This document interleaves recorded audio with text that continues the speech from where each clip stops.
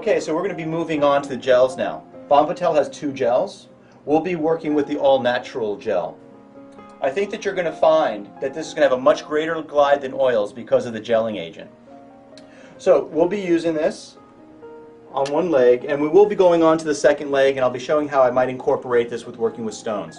And again, it's a personal preference if you want to use a gel or use an oil when it comes down to working with hot stones. Now again, this is going to be more based for Swedish work, or you're going to have to control the amount that you use if you want to do something that's going to be more specific in nature. Basically what it comes down to is what we're comfortable with, what feels best in your hands.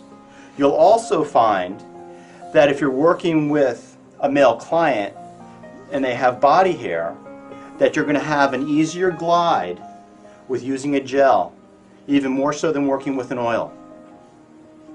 So if you work with a lot of men, athlete clients, or however your population breaks down, a gel is a nice product to have when you have to be massaging over where there's body hair. Again, we're moving, the whole body's moving. I'm doing more connective strokes when I'm working with the gel. Alternating my hands, now moving my feet back. Again, get your body in the right position. Create space between you and the table so you can lean in with your strokes.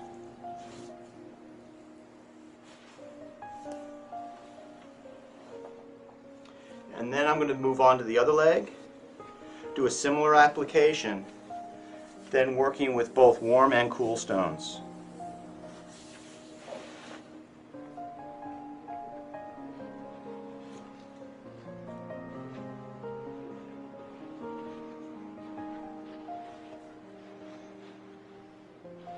Now when you're working with stones, you're going to want to make sure that the temperature is introduced gradually. So the first stones that I'd be applying in almost any session are going to be warm, and then increasing the temperature as the body gets adjusted to the temperature change.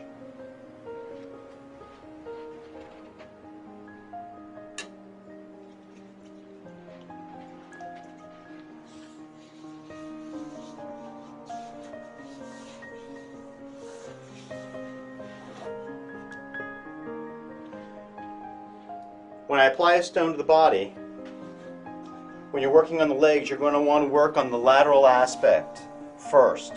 Outside the leg takes heat better. Always working with the back of my hand first so the client knows where that stroke's going to start from. Then I'm going to be turning that stone as I start to work with it. Helps keep rhythm into your work. Clients should not know the difference or feel the stone when you're working with stones. They should just feel the temperature difference. And now that the stone has lost some of its heat, then I can switch to the inside hand to now work more medial.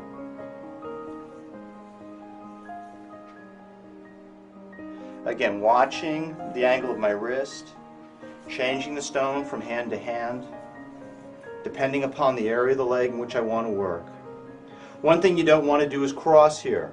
You have no leverage. The stone no longer has any heat in it. I would never stop a stone on somebody's body like this, but I want you to see an angle that I don't want you to be doing with stonework. This hand, much better angle for you. And then you're going to go down into the lower leg. And again, I try to focus on having stones that are warm the whole time that I'm working. I always dry the stones off first to feel the temperature. These are a little bit warm, so I'm going to cool this one off slightly before I start using it. Since I've already worked on the upper leg, I'm going to go back in the same spot again because it's already received heat and it won't be as sensitive. Now I can come down to the lower leg. Be careful with the stone size that you're working with. You have the tibia here that protrudes. You do not want to run the stone over it. So just make sure your pressure is firm and slow, and you should not have that problem. Now I'll go to the inside of the leg. Stepping back and leaning in. I always turn the stone back in the direction I want it to start from. So now I want to bring the stone back. I'm turning it back into the direction where I want to start from. Don't need to flip it away. Here, I'll do on the outside of the leg. Just flip and goes. Gets right back into your palm. As soon as this stone turns, it goes. Don't stall it. This is an extension of my hand. That's the way stonework should be performed, at least for deep tissue or Swedish application. Then when I get done with that leg, I'm going to go ahead and use a cool stone, because I do not do hot stone massage. I either do hot and cold or cold by itself. So I'm going to get a little bit more of the gel, just a little bit, put it into my hands, rub my hands together.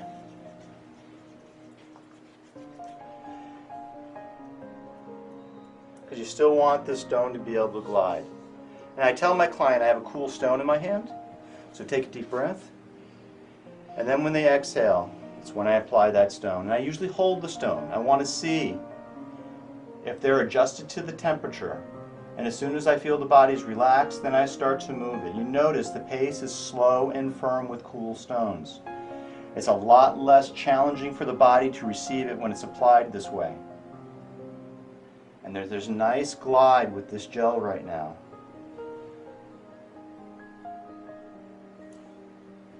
So we'll be working the same areas of the body that we did with the warmer stones. We have many more cold receptors than we do heat receptors. So if you go slower, they do not fire as fast. It doesn't become as uncomfortable for your client.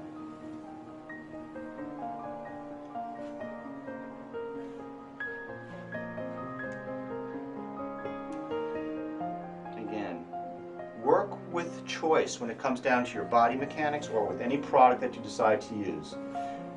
Get the base knowledge and decide what's best. My body mechanics, I choose to work with one hand or the other. I don't do it out of habit. You start doing things out of habit, you'll end up hurting yourself. And then you don't know how to change it. So then we'll be moving on for the application of oil. So you've seen the gels now, the creams and the lotions. And now we'll do a little bit more work with the oil.